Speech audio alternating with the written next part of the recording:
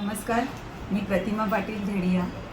मी आज ह्या कार्यक्रमाला निमकर साहेबांनी मला इन्व्हाइट केलं आणि मी फक्त इथे काय कार्यक्रम म्हणजे कोणत्या पद्धतीने कामं होतात हे बघण्यासाठी म्हणून आले होते।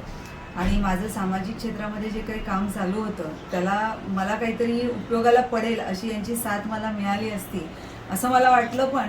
आणि त्यांच्या बोलण्यावरून बरेच विषय असे निघाले की जे काम करते त्याच्यामध्ये त्यांच्या म्हणजे साथ मला मिळेल असं मला वाटलं, म्हणून मी त्यांना खूप शुभेच्छा पण दिल्या आणि त्यांना सांगितलं की माझ्या लायक जर काही काम असेल तर नक्कीच मला तुम्ही करा।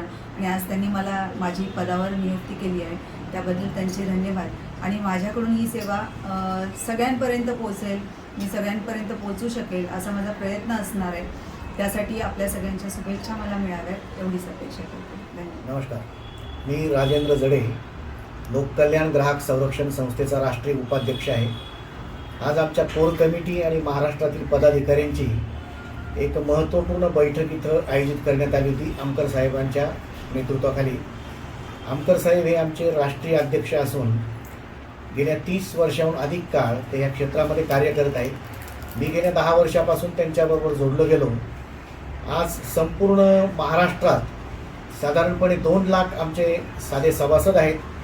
त्या व्यतिरिक्त 250 ते 300 वेगवेगळ्या क्षेत्रामध्ये काम करणारे की जे त्याच्यामध्ये नामांकित आहेत, प्रतिष्ठित आहेत असे आमचे पदाधिकारी आहेत।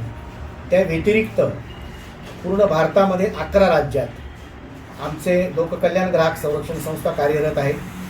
लोककल्याण ग्राहक संरक्षण संस्थेच्या माध्यमातून ग्राहकांसाठी ज्या काही अडचणी येतात त्यांची फसवणूक आणि पिळवणूक होऊ नये यासाठी आमची संस्था अहोरात्र कार्य करत असते आणि ती यापुढे जोमाने कार्य करत राहील।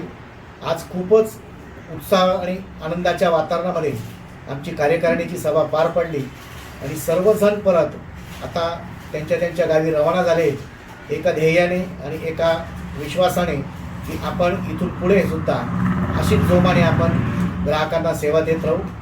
जय हिंद, जय महाराष्ट्र। संदीप बर्डे, प्रॉपर माझं नागपूर आहे। मला माझा परिचय आमकर साहेबाचा जवळपास बऱ्याच वर्षापासून आहे, परंतु लोककल्याण ग्राहकच्या माध्यमातून माझा त्यांचा परिचय गेल्या 4 महिन्याच्या अगोदर आमच्या बाळासाहेब भवनला झाला होता। त्यावेळेला त्यांनी लोककल्याण ग्राहक संस्थेमध्ये आपण काम करावं असं मला सांगितलं, बोलले मला ते। त्यानंतर मी त्यांना होकार दिला आणि माझ्यावर त्यांनी विदर्भाची जबाबदारी दिली। विदर्भात एकूण 11 जिल्हे आहेत, पूर्व आणि पश्चिम विदर्भापासून असे 11 जिल्हे आहेत। त्या 11 जिल्ह्याची जबाबदारी त्यांनी माझ्याकडे दिली आणि मला उपाध्यक्ष म्हणून त्यांनी नियुक्ती दिलेली आहे।